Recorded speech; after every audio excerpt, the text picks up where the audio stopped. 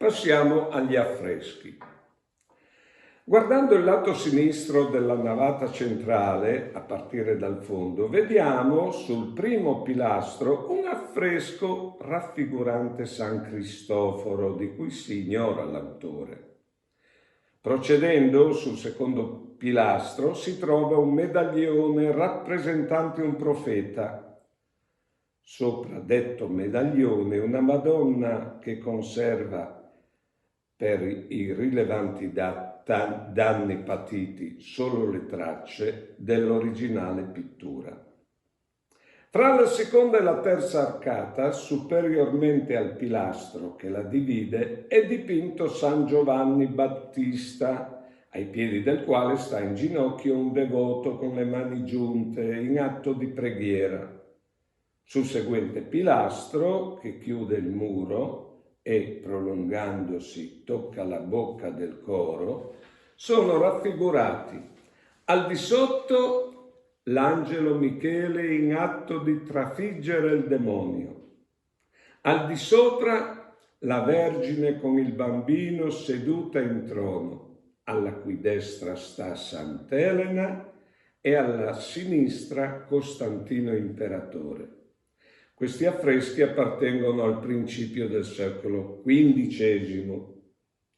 Superiormente è raffigurato il Padre Eterno, il quale dalla costola di Adamo dormiente trae la compagna di lui, Eva, e faccio notare che il Padre Eterno è inginocchiato davanti alla coppia, davanti alla sua immagine. Nel soffitto della seconda e terza volta che dividono questa navata da quella settentrionale sono dipinti entro 22 medaglioni busti di profeti e apostoli. Forse appartengono al principio del secolo XV. I medaglioni dipinti nelle volte restanti sono opera di Titagori e rappresentano figure di santi. Sul muro, che partendo dall'ultimo dei pilastri a destra si congiunge con la bocca del coro, troviamo al di sotto San Girolamo confessore e dottore, al di sopra il rinvenimento delle spoglie umane dei martiri Gervasio e Protasio.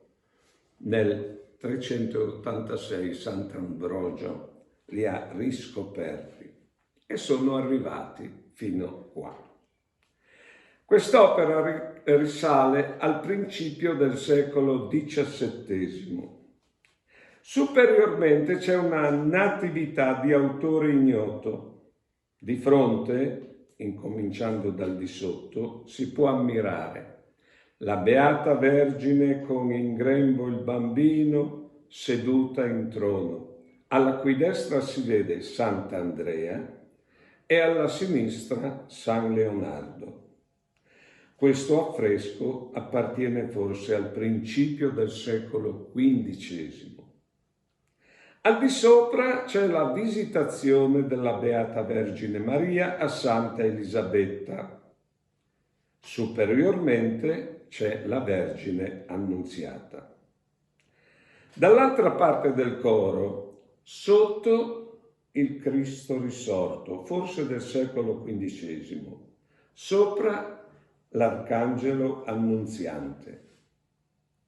Nella bocca del coro, entro simulati cassettoni, ci sono 12 mezze figure di sante vergini e Maria Maddalena. Nella navata destra, al di sopra del terzo pilastro, si vede raffigurata la Vergine in trono con il divino fanciullo. Sul muro a destra che chiude questa navata, di fronte alla terza volta, sono raffigurati al di sotto San Pietro nel centro, alla cui destra è San Giovanni Battista con Sant'Antonio abate. Alla sinistra San Paolo con una santa.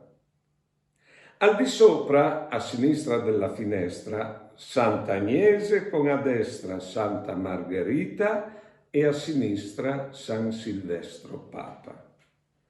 A destra della finestra la Vergine Benedetta in trono che allatta il bambino e alla sua destra Sant'Antonio Abate e a sinistra Sant'Agostino Vescovo e Dottore.